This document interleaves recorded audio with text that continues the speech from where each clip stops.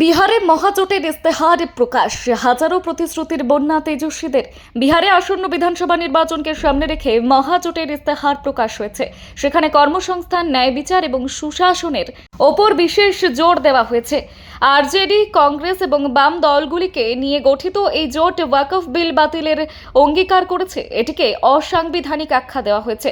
RJD নেতা তেজস্বী যাদব বলেছেন, মহাজোটের ইস্তেহার, যার শিরোনাম বিচার, কর্মসংস্থান এবং মর্যাদা, বিহারের তরুণ, কৃষক এবং শ্রমজীবী মানুষদের জন্য তৈরি বলে দাবি। এই ইস্তেহারটি মূলত 2025 সালের বিধানসভা নির্বাচনের আগে জোটের ভবিষ্যৎ পরিকল্পনার একটি রূপরেখা। ইস্তেহারে প্রতিটি পরিবারে কর্মসংস্থান, জাতিগত আদমশুমারি, পুরনো পেনশন স্কিম পুনরুদ্ধার, উন্নত আইন প্রয়োগ এবং ওয়াকফ বিল বাতিলের প্রতিশ্রুতি দেওয়া হয়েছে। এছাড়াও শ্রম, আদমশুমারি, স্বাস্থ্যসেবার সম্প্রসারণ এবং বিভিন্ন খাতে কল্যাণমূলক উন্নয়নকে গুরুত্ব দেওয়া হয়েছে। মহাজোটের ইস্তেহারে উল্লেখিত মূল প্রতিশ্রুতিগুলি হল, মহাজোট ক্ষমতায় আসার 20 দিনের মধ্যে প্রতিটি পরিবার থেকে একজনকে সরকারি চাকরি দেওয়ার প্রতিশ্রুতি দিয়েছে।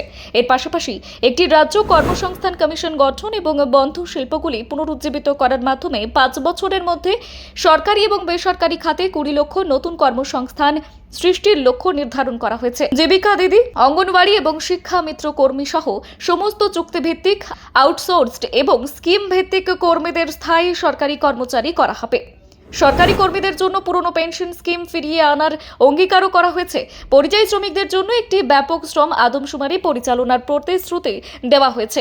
এর মাধ্যমে তাদের কল্যাণ, বীমা এবং বিহারের মধ্যে কাজের সুযোগ নিশ্চিত করা হবে। ক্ষুদ্র এবং প্রান্তিক কৃষকদের জন্য ঋণ মকুব, সেচের জন্য বিনামূল্যে বিদ্যুৎ এবং জাতীয় মানের চেয়ে উচ্চতর এমএসপি নিশ্চিত করার প্রতিশ্রুতি দেওয়া হয়েছে। একটি কিষাণ ন্যায় যোজনা সমস্ত চাষিদের জন্য ন্যায্য ক্ষতিপূরণ এবং ফসল বীমা নিশ্চিত করবে। স্নাতক স্তর পর্যন্ত শিক্ষা বিনামূল্যে করা হবে। প্রতিটি কলেজে শিক্ষার্থীকে ল্যাপটপ এবং মেয়েদের এবং সুবিধার বঞ্চিত যুবকদের জন্য বৃত্তি প্রদান করা হবে। শিক্ষক পদ দ্রুত পূরণ করা হবে এবং প্রতিটি জেলায় দক্ষতা উন্নয়ন কেন্দ্র স্থাপন করা হবে। জনস্বাস্থ্য সুরক্ষা পরিকল্পনার অধীনে প্রতিটি পরিবারকে 10 লক্ষ টাকা পর্যন্ত বিনামূল্যে স্বাস্থ্য সেবা দেওয়া হবে। সমস্ত জেলা হাসপাতাল এবং প্রাথমিক স্বাস্থ্য কেন্দ্র আধুনিকীকরণ করা হবে এবং একটি রাজ্য চিকিৎসা সরবরাহ কর্পোরেশন ওষুধের নিরবিচ্ছিন্ন সরবরাহ নিশ্চিত করবে।